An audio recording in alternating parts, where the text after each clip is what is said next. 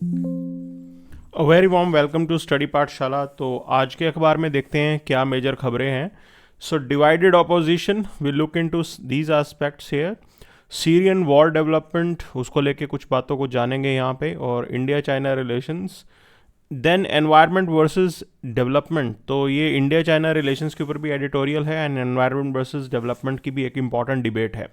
And then the Trump made a move, तो Trump साहब ने कुछ जो है बातें बोली हैं, and we will be looking into them as well. उन बातों को भी हम यहाँ पे जानेंगे डिटेल में। चलिए आइए शुरू करते हैं इस सेशन को, and will start with the front page itself. तो हमारे यहाँ पे मेजरली दो खबरें हैं।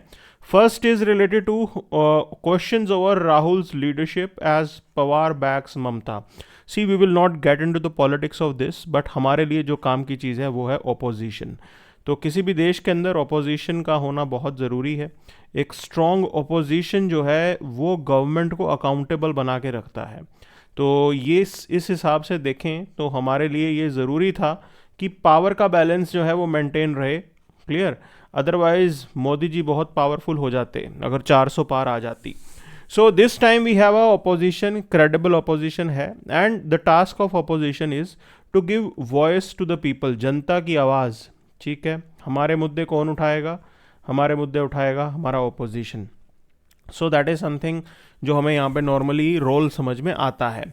अब आज की डेट में अगर आप बात करेंगे तो ओपोजिशन जो है वो कहीं ना कहीं डिवाइडेड है, ये हमें देखने को मिलता है। And there is a you can से डाउट ओवर द लीडरशिप, कौन लीडरशिप देगा इस ओपोजिशन को। तो इसको लेके सवाल जो है वो अक्सर उठते हैं यहाँ पे। Clear? And we will not get into the politics. तो अभी आज देखेगा तो हम फिर दोबारा फ्रेगमेंटेड ऑपोजिशन की तरफ जा रहे हैं। पहले एक तरीके से जो लोकसभा इलेक्शन हुए थे तो यूनाइटेड ऑपोजिशन दिखा था, आज आप फिर उसी दिशा में बढ़ पड़े हैं, and which is not great for democracy. वो डेमोक्रेसी के लिए बिल्कुल भी ठीक नहीं है। सो this is what the big idea is. अब आगे बढ़ते हैं यहाँ पे। तो देखिए इस ओपोजिशन रिलेटेड डिबेट पे 2018 के अंदर प्रीलिम्स में क्या सवाल पूछा गया था। इसकी फर्स्ट स्टेटमेंट थी, ये कहते हैं कि फर्स्ट लोकसभा में सिंगल लार्जेस्ट पार्टी ओपोजिशन की कौन सी थी? स्वतंत्रता पार्टी। क्या ऐसा है? तो ये सवाल यहाँ पे लिखा हुआ है। अब देखो डायरेक्टली इसको हर एक छोटे छोटे पॉइंट को हमें इस एक्सप्लेनेशन से देखना पड़ेगा।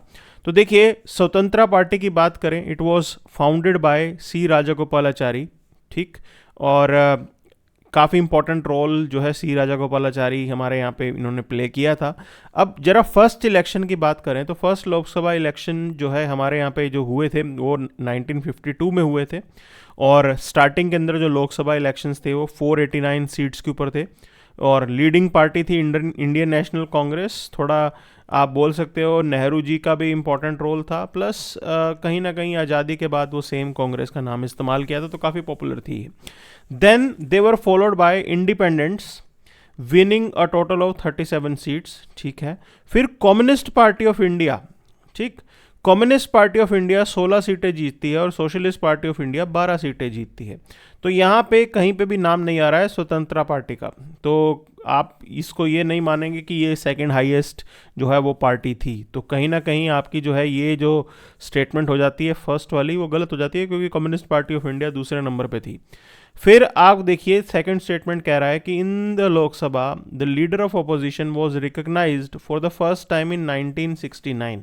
तो लीडर ऑफ अपोजिशन की कहानी को जरा देखिए यहाँ पे। So in 1969 an official order for this leader of opposition was recognised for the first time. ये पहली बार ऐसा किया गया था।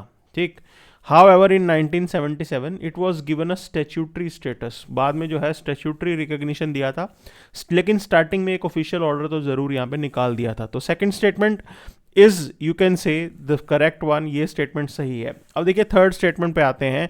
ये कहता है कि in Lok Sabha if a party does not have minimum of 75 members its leader can not be recognised as leader of opposition. अब ये बात आती है क्राइटेरिया के ऊपर। तो क्राइटेरिया क्या कहता है? 1/10 of the seats of total strength of the house. मतलब 545 चल रहा है तो फिर आप जैसे 43 हो गया, दो एंग्लो इंडियन वाले पोस्ट जो है वो हटा दी गई हैं। तो अगर आप इसको देखेंगे तो लगभग 55 सीटें आपको चाहिए, मिनिमम 55 सीट्स। जिस पार्टी को ये मिलेगी वो लेके जाएगा लीडर ऑफ अपोजिशन का स्टेटस। तो ये एक इंपॉर्टेंट पॉइंट है यहाँ पे। तो एट प्रेजेंट ठीक है लीडर ऑफ ऑपोजिशन है, लेकिन पास्ट के अंदर कांग्रेस के पास ये 55 नंबर भी नहीं था और बाकी किसी पार्टी को भी नहीं मिला था। तो बहुत बड़ी दिक्कत आ गई थी, क्योंकि इसके अंदर होता क्या है, लीडर ऑफ ऑपोजिशन की यहाँ पे प्रेजेंस होती है डिफरेंट अपॉइंटमेंट कमेटीज़ के अंदर, चाहे वो सीबीआई की हो, सीवीसी की हो, सीआईसी की हो या लोकपाल की हो। इनमें लीडर ऑफ ऑपोजिशन जो है उनकी प्रेजेंस होना बहुत ज़रूरी होता है। सो ये की डेवलपमेंट्स हमें मालूम होनी चाहिए, ये पूरा का पूरा सवाल था। तो ये 75 वाला पॉइंट तो गलत हो गया, ठीक है, ये भी गलत है।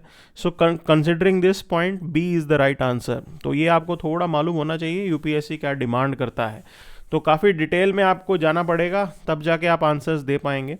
अब देखिए, militants in Syria capture the Damascus, okay, as Assad flees, भाग के वो असाइलम ले लिया उन्होंने, रशिया चले गए हैं वो, ठीक है, रशिया ने उनको असाइलम दे दिया है, कोई दिक्कत नहीं है, आप आइए रहिए यहाँ पे, will take care of you and this is the development which is taking place. अब बात करते हैं इसका भविष्य क्या होने वाला है, specifically talking about its impact on India and the region, बाकी एरिया में क्या इम्पैक्ट पड़ेगा, ठीक है। अब देखिए, इस पूरे के पूरे डिबेट के अंदर एक जो एंटिटी का नाम यहाँ पे आ रहा है वो है हयात तहरीर, ठीक। अब आप एक चीज़ समझिए, ये हयात तहरीर की जो लीडरशिप है, ठीक है, उनके ऊपर थोड़ा डाउट दिखता है, क्योंकि the leadership was basically earlier associated with Abu Bakr al Baghdadi, ठीक है। तो पहले जो है लीडरशिप अबू बकर के साथ एसोसिएटेड थी, और ये इस्लामिक स्टेट के साथ भी एसोसिएशन इनकी रही है। नॉट जस्ट दैट, अल कायदा के साथ भी इनकी एसोसिएशन रही है। तो ये इनका पास्ट है, मतलब somehow they had been radical, they had been the unit associated with extremism। तो पास्ट में ये वो एक्सट्रीमिस्ट रहे हैं, तो ये सबसे बड़ा कंसर्न है इंडिया का भी और पूरी दुनिया का भी। क्यों? एट प्रेजेंट ठीक है, बशर अल असद तो चले गए, ठीक, वो तो चले गए, बट जो रिप्लेसमेंट है, अच्छा, अब बशर अल असद इतने बुरे नहीं थे, लिबरल आइडियाज़ के लिए तो ही वॉज क्वाइट नोन, तो मॉडर्नाइज किया हुआ था उन्होंने सीरिया को। अब he is not there, the point is this, जो ये वैक्यूम आया है that is really alarming for the world, ये पूरी दुनिया के लिए अलार्मिंग आप बोल सकते हो होगा, बिकॉज इसको अगर हमने ठीक तरीके से मैनेज नहीं किया तो you may see another Islamic State type of organisation emerging. अगर कोई इस्लामिक स्टेट जैसी ऑर्गेनाइजेशन आती है तो वो हमारे लिए, पूरी दुनिया के लिए बहुत बड़ा खतरा होने वाला है। तो ये हम सबको थोड़ा जागरूक रहना चाहिए इस चीज़ के ऊपर कि ये इतनी जो डेवलपमेंट्स हुई हैं खुशी मनाने वाली चीज़ नहीं है, specifically the western world, because the past of these individuals had not been that great, इतना कोई ग्रेट इनका जो है पास्ट नहीं रहा है। तो ये सब पॉइंट्स हैं जो हमें थोड़े से समझने चाहिए एंड थोड़ा सा अलार्मिंग ज़रूर यहाँ पे होने की ज़रूरत है, without a doubt, clear. So this is what the prime debate is, ये पूरा मुद्दा है इस चीज़ का। अब यहाँ पे एक सवाल देखिए, प्रीलिम्स 2022 में पूछा गया है, ये सवाल देखो क्या है, the term Levant often heard in the news रफली corresponds to which one of the following regions. ये लिवेंट टर्म जो है, ये देखिए, ये पास्ट के अंदर हिस्ट्री में लिवेंट टर्म किसके लिए यूज़ किया जाता था, ये सवाल यूपीएससी ने पूछा है। अब देखो, रीजन जो है वो न्यूज़ में है, ज़रूरी नहीं है वो रीजन से आप स्ट्रेट फॉरवर्ड क्वेश्चन यूपीएससी पूछे, ऐसा घुमा के क्वेश्चन भी पूछते हैं वो, ठीक। तो हमें तो है हर टाइप के चैलेंज के लिए रेडी रहना है। Now what this question is demanding, तो अब बात ऐसी है कि भी ये पूछ रहे हैं कि बताइए किस रीजन को बोला जाता था, तो आपको थोड़ा आइडिया होना चाहिए, क्लियर। तो बेसिकली ईस्टर्न मेडिटेरेनियन शोर को ये लिवेंट टर्म के साथ एसोसिएट किया जाता था। आज की डेट में इजराइल, जॉर्डन, लेबनन, सीरिया और उसके आसपास वाले इलाके जो हैं उनके लिए लिवेंट टर्म यूज़ की जाती थी। So this Syria is also this particular, you can say, is part of this particular region, ठीक। तो ये जो है, ये सीरिया भी इसी पर्टिकुलर एरिया का पार्ट है और ये आपको अच्छे से ध्यान देना है। तो एनाटोलियन प्लेटू करके एक चीज़ है, वो भी कभी कभी न्यूज़ में रहती है कि भाई एनाटोलियन प्लेटू के अंदर कंट्री कौन से एसोसिएटेड हैं, या ये भी हो सकता है कि एनाटोलियन जो है वो आपकी प्लेट भी है एक, ठीक। तो माइनर प्लेट है, प्लेट टेक्टोनिक थ्योरी के अकॉर्डिंग, उसमें भी सवाल कर सकते हैं, क्योंकि टर्की में जब अर्थक्वेक आया था तब भी जो है एनाटोलियन वर्ड जो है काफ़ी न्यूज़ में रहा था. So you need to be knowing about these particular terms. ये टर्म्स आपको थोड़ा आइडिया इनके बारे में भी रखना पड़ता है. That is what the key point is. Clear? So ये हमें ध्यान देना है. चलिए आगे बढ़ते हैं यहाँ पे और सीधा आप एडिटोरियल पे चलेंगे विदाउट फर्दर अडू. तो एडिटोरियल के अंदर पूछा गया है, देखो किसान आ रहे हैं, ये सारी चीज़ें चलती रहती हैं, will not get into the politics thing here. Their demand is valid, peaceful democracy हमारी है और peaceful demands are always welcome. Violence जो है वो एक्सेप्टेबल नहीं होना चाहिए. So anyone who is demanding things in a peaceful manner, there should not be any harm around that. उसको लेके कोई किसी को प्रॉब्लम नहीं होती है. अब बात आती है चाइना के साथ. ठीक है, ये कह रहे हैं कि नेगोशिएशंस हमारे स्टार्ट हो गए हैं एंड इट मस्ट कंटिन्यू. तो चीज़ें बिल्कुल हाईलाइटेड है यहाँ पे, on going negotiations and the military presence. Disengagement process जो है इट हैज़ ऑलरेडी स्टार्टेड. ठीक, तो ठीक है, अच्छी चीज़ है यहाँ पे. And there are few you can say references जिसको हमें थोड़ा सा डिटेल में समझने की जरूरत है. ये कह रहे हैं कि reference to temporary and limited measures in disengagement. Clear? So अभी कंप्लीट डिसएंगेजमेंट इसका मतलब नहीं हुआ है. मिलिट्री डिप्लॉयमेंट अभी भी रहेगा वहाँ पे. देखो हमारी तरफ से भी 1 लाख का नंबर है फौज का जो बॉर्डर एरिया में डिप्लॉयड है. I am not talking about ITBP, I am talking about Indian army. ठीक, उस एरिया के अंदर डिप्लॉयड है. तो ये नंबर बॉर्डर पे आर्मीज़ का डिप्लॉयमेंट जो है ये हुआ है यहाँ पे. सो this is the new thing. ठीक, अब इसको देखेंगे आगे. ये कह रहे हैं कि देखिए स्टेटस को एक कंसर्न है, चैलेंज जरूर इसको हमारे लिए रहेगा, because things should move. At least border settlement की तरफ हमें जाना चाहिए. We can not leave things for the future generation. ठीक, आप फ्यूचर जनरेशन पे इस चीज़ को नहीं छोड़ सकते हो. That is the key point here. Now कैसे चेंजिंग डायनामिक्स हैं, क्या चाइना ने स्टेटस क्वो को ऑल्टर कर दिया है, ये सबसे बड़ा सवाल है. क्या वो एब्सोल्युटली ज़ीरो गेन के साथ जा रहे हैं? तो अगर ज़ीरो गेन किया तो ये सब इतना बड़ा किया क्यों? तो ये सबसे बड़ा डाउट है कि चाइना ने अपने कितने ऑब्जेक्टिव्स जो हैं वो यहाँ पे अचीव किए हैं. इसको लेके अभी तक कोई क्लैरिटी नहीं है, कि पब्लिक में कोई न्यूज़ नहीं आ रही है कि क्या वहाँ पे सिचुएशन है. ठीक, तो ये मुझे लगता नहीं है गवर्नमेंट जो है इतनी चीज़ें छुपाएगी, because specifically in the modern age, information age में इन चीज़ों को हाइड करना थोड़ा डिफिकल्ट होता है. हिस्टोरिकल कंटेक्स्ट में अगर हम देखें, no president for demilitarize zone और रिस्ट्रिक्शन ऑन पेट्रोल्स. ठीक, पास्ट एग्रीमेंट्स की बात हो रही है यहाँ पे. अच्छा, हिस्टोरिकल डिस्प्यूट्स ऑन बाराहटी और सामडोरंग जू वैली, वो भी यहाँ पे मैंशनड है. लोकलाइज्ड एक्सेस इशू यहाँ पे बात किया गया है. So reports of Chinese patrol attempts in Arunachal Pradesh, जिसको हमें बिल्कुल यहाँ पे कंसर्नफुल तरीके से देखना है. ऐसा नहीं होना चाहिए कि वेस्टर्न फ्रंट के ऊपर जो है चाइना कुछ और कर रहा है और फिर ईस्टर्न फ्रंट में हमारे लिए प्रॉब्लम्स क्रिएट कर रहा है. तो they can do these kind of things. Clear? तो उनकी इंटेंशन के ऊपर हमेशा हमें डाउट रखना चाहिए. There is no harm in being like sceptical entity. बिल्कुल आप उन पर भरोसा नहीं कर सकते हैं. And then you can say political and military insights की बात करें तो idea is the same, call to return to April 2020 status quo. उसके ऊपर ही बिल्कुल वापस जाना चाहिए. लेकिन क्या चाइना उस पर जाएगा, उस पर रेडी होगा, इसको लेकर डाउट है. ठीक है, तो ये सारी चीज़ें हैं, ये सारी डेवलपमेंट है. तो हमें और ट्रांसपेरेंसी चाहिए. Like people should also know what is the situation on the ground. You can not hide things from public. ये एक इंपॉर्टेंट मैसेज है. Why I am making up this argument? Because you have to prepare your population for these kind of development. आपको अपनी जनता को तैयार रखना पड़ता है इस टाइप की चीज़ों के लिए भी. अगर कुछ ऐसा है तो it should come to the forefront. Okay, हाँ, हम ये भी समझते हैं कि everything can not be you can say put up in the public domain. कुछ चीज़ें छुपते छुपाते भी करनी होती हैं, तो वो भी जो है यहाँ पे ज़रूरी है. तो ये सारी डेवलपमेंट्स इसके अराउंड चल रही हैं.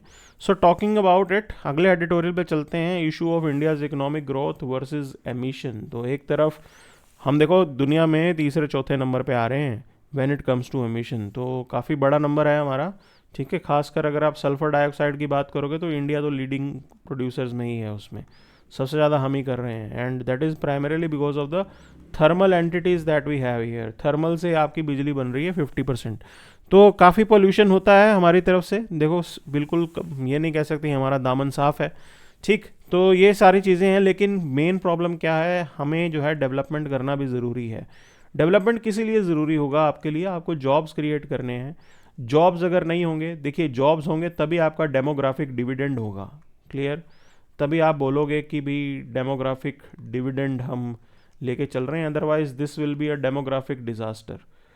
अगर ऐसा नहीं होगा तो आप जो है डेमोग्राफिक डिजास्टर की तरफ जाएंगे and that is going to be an alarming thing for us. वो हम सबके लिए बड़ी खतरनाक चीज़ होने वाली है। तो ये कुछ कंसर्नफुल चीज़ें हैं। अब इकोनॉमिक ग्रोथ की बात करें तो study growth with increasing greenhouse gas emission, ये हमें देखने को मिला है। But can we afford this? तो हमें क्लीन टेक्नोलॉजी की तरफ तो जाना है, there is no doubt about it. Clean technology of production, okay. So अगर आप इस तरीके से चलते रहे तो बिल्कुल भी फ्यूचर हमारा ग्रेट नहीं होगा। Specifically we can't follow the western model of development, ये सबसे बड़ी ज़रूरी चीज़ है जो हमें समझनी है। Why I am saying this western model of development, okay, because in the past ये सभी वेस्टर्न कंट्रीज जो हैं वो बहुत ज़्यादा पोल्यूशन क्रिएट कर चुके हैं। तो हमें एक तो ये समझना है, हमें इंडिया का अपना एक पूरा इंडिजिनस रोड मैप निकालना होगा कि किस तरीके से हमें डेवलपमेंट करनी है इंडिया के अंदर। तो अगर उन्होंने फैक्ट्रीज लगाई हैं इसका मतलब ये नहीं है कि आप भी फैक्ट्रीज लगाना शुरू कर दो, because we can not follow that, हमारी उतनी क्षमता नहीं है। पोल्यूशन लेवल अब आज की डेट में बहुत ज़्यादा है, आप दिल्ली की हालत देख लीजिए, क्लियर। सो ये सारी चीज़ें हैं, ये सारी गड़बड़ यहाँ पे रहती हैं। एमिशंस का एक मेजर प्रॉब्लम हमें देखने को मिलता है। अब बात ऐसी है कि अगर आपके पास टेक्नोलॉजी नहीं है, अच्छा क्लीन टेक्नोलॉजी की मैं बात तो कर रहा हूँ, लेकिन उसके अंदर सबसे बड़ा हर्डल जो हमें देखने को मिलता है दैट इज़ अफोर्डेबिलिटी। क्या हमारी इंडस्ट्रीज़ इसको अफोर्ड कर सकती हैं? ठीक है, first of all this is the point. Other point is availability as well. क्या इंडिया के अंदर वो टेक्नोलॉजी अवेलेबल भी है? तो ये कंसर्नफुल चीज़ें हैं। और स्पेसिफिकली इंडियन कंटेक्स्ट की अगर आप बात करेंगे तो हमारे यहाँ पे इंडस्ट्री जो है वो प्राइमरीली MSME लेड है, okay, medium small and micro enterprises. तो उनकी कॉम्पिटिटिव एज और ये बोलेंगे कि उनकी कैपेसिटी टूवर्ड्स यू कैन से अडॉप्टिंग अ न्यू टेक्नोलॉजी, नई टेक को अडॉप्ट करना, तो ये इतना स्मूथ नहीं होता है, ठीक है। तो ये सबसे बड़ा कंसर्न हमें हमारे लिए है यहाँ पे। तो ये सब कुछ करना है, जॉब्स क्रिएट करनी है, लोगों के स्टैंडर्ड ऑफ लिविंग को आपको बढ़ाना होगा। अब देखिए असेसमेंट ये कहता है कि भाई हमारे यहाँ पे पोल्यूशन बहुत ज़्यादा हो रहा है, विदाउट अ डाउट, ओके। अब दूसरी चीज़ें हैं emissions rising at a slower pace than the economy, ये सबसे बड़ा कंसर्न है। सॉरी कंसर्न नहीं, ये बेटर है। इकोनॉमी तो अच्छी मूव कर रही है लेकिन एमिशन राइज उतने तेज नहीं हो रहा। बट क्यूमुलेटिव टर्म्स में अगर हम देखेंगे तो it is quite a huge, बहुत ज़्यादा एमिशन हो रहा है यहाँ पे। तो वो इसीलिए हमारे लिए थोड़ा कंसर्न की चीज़ है, क्लियर। तो हमें ये एब्सोल्यूट डीकपल करना है। देखिए डीकपलिंग का मतलब यहाँ पे होगा आपको ग्रोथ तो करना ही करना है, लेकिन उसका मतलब ये नहीं है कि एमिशन भी आप करोगे। मतलब ये आर्ग्यूमेंट दे दो कि जी मैं तो एम्प्लॉयमेंट जनरेशन कर रहा हूँ, ग्रोथ कर रहा हूँ, और ठीक है थोड़ा बहुत तो एमिशन होता है, होने दो। तो ये आर्ग्यूमेंट हम नहीं लेके चल सकते हैं। This is something which is being highlighted here, वही चीज़ यहाँ पे इन्होंने बताई है। अब फ्यूचर एफर्ट्स की बात करें, a path to absolute decoupling ज़रूर हमें ये करना होगा, okay. We have to explore the alternatives, वही एक समाधान है। और स्पेसिफिकली थर्मल की बात करेंगे because that is the major you can say polluting element, वो बिल्कुल है। आपको ईवी की तरफ भी जाना पड़ेगा, ये भी आपका रुख होना चाहिए, ठीक है। ये सब कुछ हमें करना है, ऐसा नहीं है कि आप जो है इन सब चीज़ों से पीछे हट के कहेंगे कि भाई ठीक है इंडिया का तो चल जाता है, ऐसा no, this can not be done. आपको इनसे पीछे हटना होगा। This is how it is, okay, and we require a long term climate commitment. Along with that there should be an effort. Commitment करके आपको effort ज़रूर करना होगा, that is something which is the critical one here. And we have to you can say engage with the global players. देखिए बिना technology के आपको इस आपके टारगेट ही नहीं अचीव हो सकते हैं। तो आपके पास टेक्नोलॉजी तो होनी चाहिए ना, वो हमारे पास लिमिटेड है, सही मायने में हमारे पास उतनी टेक्नोलॉजी नहीं है। तो ये रियलिटी है, इस रियलिटी के साथ हमें जीना होता है and we should be heading towards you can say right move करके आप सही दिशा की तरफ बढ़िए। This is something that we can watch for, clear, वही चीज़ हम उम्मीद कर सकते हैं। So this is what has been the key point here. अब देखिए आगे चलते हैं यहाँ पे। So will moving to the next news here. So there is nothing much, कुछ खास नहीं यहाँ पे, okay. So text and context में देखिए क्या है, a place of charity in an unequal society, this is what they are talking about. देखो ये क्या होता है, पहले पैसा कमा लो उसके बाद चैरिटी कर लो। अब यहाँ पे ये लोग कह रहे हैं कि सवाल ये है कि how they made up money, ये सबसे बड़ा क्वेश्चन है। आपने पैसा कमाया कैसे? अगर आप मनी कमा रहे हो विद टैक्स इवेजन, आप टैक्स इवेजन करके कर रहे हो और बाद में जाके एक एज के बाद आप बोलो कि मैं तो फिलंथ्रोपी करूंगा, सारा पैसा मेरा जो है पब्लिक का है, so that is not something which is great. वो चीज़ ठीक नहीं है। ठीक है, जिस रास्ते से जाके आपने जो पैसा कमाया वो पाथ कैसा था, that question is also critical. वो सवाल भी बनता है। आप गलत तरीके से पैसा कमा रहे हैं और उसके बाद में जाके कह रहे हैं कि भाई ये तो मैंने लोगों के लिए किया है, तो that is not going to be a great thing. वो बिल्कुल भी उतनी ग्रेट चीज़ नहीं होगी। Clear? So this is what is the point here जो यहाँ पे इन्होंने डाला है। Should AI be blamed for this layoff in big tech? देखिए मल्टीपल रीजंस हैं, AI के दो पहलू होंगे। One is this, yes, automation से there will be some loss, okay, but other part is this, there will be opportunities as well. तो if you are reskilling, अगर आप अपने आप को रीस्किल कर रहे हो, if you are taking help of this AI thing, then you can do wonders, okay.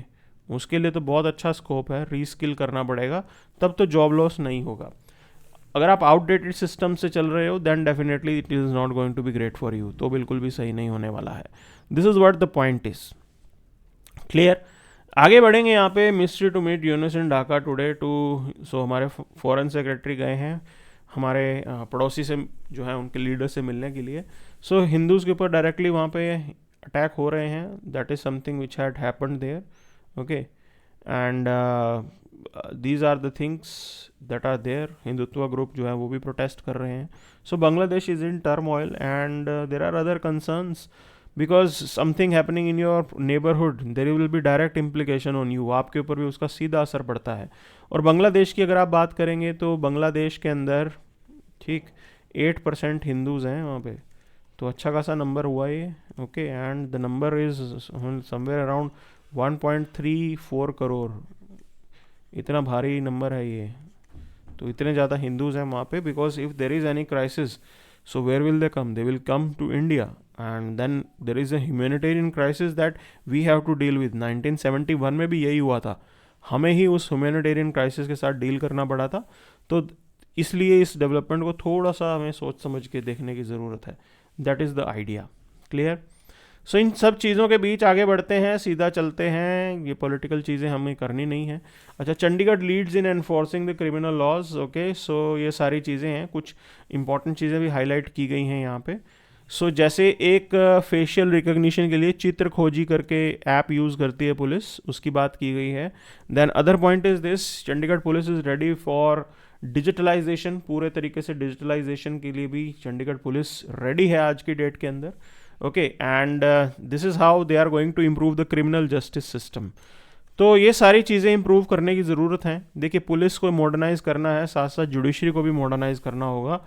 अगर ये सब चीज़ें पैरेलल हो जाती हैं तब आप बोलोगे क्रिमिनल जस्टिस सिस्टम बेटर हुआ है, ठीक। अदरवाइज हम अगर पीस मील अप्रोच के साथ चलेंगे, पुलिस को मॉडर्नाइज कर दिया, जजेस जो हैं अभी भी पुराने थॉट प्रोसेस, थोड़े पुराने मेथड्स यूज़ कर रहे हैं और जुडिशियल डिलेज हो रहे हैं, तो फिर वो मतलब डिलीवरी ऑफ जस्टिस जो है वो ठीक नहीं है। That is something that we can conclude out of it. Clear?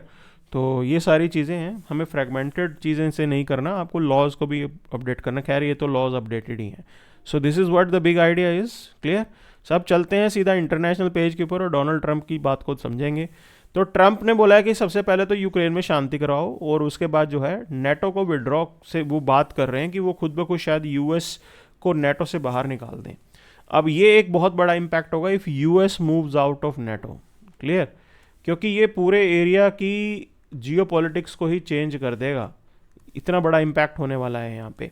तो first is this, Europe will become defenceless, मैं तो ये बोलूँगा, because right now Europe is dependent on United states.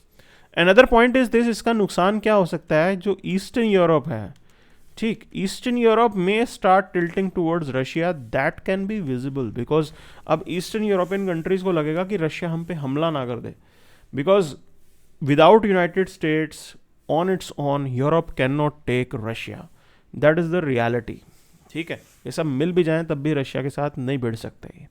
So there are other cases, जैसा मैंने बताया कि Russian aggression में फर्दर इंक्रीज, बिल्कुल ये देखने को मिल सकता है। Another point is this shift in alliances, बिल्कुल ईस्टर्न यूरोपियन कंट्रीज जो हैं वो रशिया के साथ जा सकते हैं, वो नई नई अलायंसेस ढूंढेंगे, तो एक जो हमारा ओल्ड वर्ल्ड ऑर्डर था वो पूरा का पूरा डिस्टर्ब हो जाएगा। That is something which can seriously happen and it is not going to be great, because if the old you can say world order is disturbed, ये चीज डिस्टर्ब होती है, तो आप ये देखेंगे till new one is established, जब तक नए वाला एस्टेब्लिश्ड नहीं होगा चीज़ें बिल्कुल भी ठीक नहीं होंगी, पॉलिटिकल इंस्टेबिलिटी रहेगी पूरी दुनिया के अंदर। ठीक, and in that scenario we may be heading towards world war 3, उस केस के अंदर वर्ल्ड वॉर 3 भी हो सकता है। तो अभी तो रशिया जो है वो थोड़ा डेटरेंस रखता है, उनको डर लगता है कि यूनाइटेड स्टेट्स और ये यूरोपियन कंट्री सब साथ में मिलके तो बहुत पावरफुल हैं, लेकिन बिना यूनाइटेड स्टेट्स के ये यूरोपियन कंट्रीज अकेले अपने आप को डिफेंड नहीं कर पाएंगे। That is the bitter reality. ठीक, वो सबसे बड़ी रियलिटी है and that is something that we have to be watchful of. तो हमें भी ये सब देखना है फ्यूचर में क्या डेवलपमेंट्स वहाँ पे हो रही हैं। Then there is this point reduced military collaboration, बिल्कुल जॉइंट ऑपरेशंस ये सारी चीज़ें बंद हो जाएंगी। रिसोर्स एलोकेशन जो है वो भी कम्प्लीटली डिसरप्ट हो जाएगा, पूरे डिफेंस स्पेंडिंग इम्पैक्ट होगी यहाँ पे। Okay, and national defence implication की बात करें तो यूरोपियन कंट्रीज में need to ramp up their spending. देखिए ऑलरेडी हमने लास्ट ईयर देखा था कि जर्मनी ने अपना डिफेंस बजट एकदम से बढ़ाया था और कहा था कि भी हम जो है 100 बिलियन यूरो तक वो स्पेंड करने का उन्होंने सोचा था। अब उसके चक्कर में हुआ क्या, वहाँ पे सरकार गिर गई, बिकॉज 100 बिलियन यूरो आएंगे कहाँ से, you have to cut short your you can say government spending, सरकारी खर्च करना कम करना पड़ेगा। उस चक्कर में वहाँ की गवर्नमेंट जो है डिसएग्रीमेंट हुआ, कोalition गवर्नमेंट थी, and then there was this fall of government in you can say Germany. तो ये सिचुएशंस हमें अब मल्टीपल यूरोपियन कंट्रीज में दिख सकती हैं। तो पूरे यूरोप के अंदर आप बोल सकते हो पॉलिटिकल क्राइसिस टाइप की सिचुएशन हो जाएगी if US moves out of NATO, because major disagreements होंगे यहाँ पे, clear. And other point is this, if US moves out तो उस केस में होगा क्या, there will be a vacuum, that vacuum will be filled by either Russians और Chinese, ये दोनों भागेंगे उस वैक्यूम को फिल करने के लिए। तो ये चीज़ बड़ी खतरनाक है इंडियन इंटरेस्ट के लिए, खासकर if China is filling up that vacuum. Okay, so right now defence contracts में भी चेंजेस आएंगे, बिकॉज अभी क्या है, नेटो अलायंस को यूनाइटेड स्टेट्स बड़ी स्मूथली जो है वो हथियार दे देता है, because if US moves out of NATO तो फिर उतना स्मूथ काम नहीं होगा, रिस्ट्रिक्शंस होंगे ही होंगे। तो ये सारी चीज़ें हैं। There will be decrease in investment in defence related technology, बिल्कुल ऐसा देखने को मिलेगा। इकोनॉमिक स्टेबिलिटी भी इम्पैक्ट हो सकती है, रीजनल पावर्स यहाँ पे राइज कर सकती हैं, सबके लिए अपॉर्चुनिटी है। चाइना एक्सपैंड कर सकता है। वहीं मैं अगर बात करूँ पुरानी ताकत Germany, okay, they may come to forefront, France they may come to forefront, और यूके। अब सिर्फ इन्हीं को ही संभालना पड़ेगा, ये एंटिटीज आएंगी सामने यूरोपियन पावर डायनेमिक्स के अंदर, clear. And this is going to further reduce the United States role in the global security, क्योंकि ये बात यहाँ नहीं रुकेगी, इसके बाद सवाल आएगा जापान के ऊपर, साउथ कोरिया के ऊपर, वो भी कहीं ना कहीं यूनाइटेड स्टेट्स के ऊपर ही डिपेंडेंट है। तो अब ये होगा कि if US moves out of NATO तो how credible United States is, that is something that the whole world will see. तो इवन इंडिया भी देखेगा यूनाइटेड स्टेट्स को भी, क्वाड के अंदर ये किसी काम के हैं भी सही कि नहीं, ऐसा तो नहीं होगा हमें छोड़ के चले जाएंगे। सो ये कहीं ना कहीं एक सबके लिए अलार्मिंग सिचुएशन होगी, सही these type of developments that take place. Then countries में further seek NATO membership for security assurance, बिल्कुल और कंट्रीज आ सकते हैं यहाँ पे। Okay, so all these developments can take place. United States के इंटरनल डायनामिक्स भी इससे इम्पैक्ट होंगे, यूएस की पॉलिटिक्स जरूर इम्पैक्ट होगी, whether public will take it in a positive term और not, all these things will have some impact here, and that is going to be a very big move अगर United States NATO से बाहर आ जाता है तो।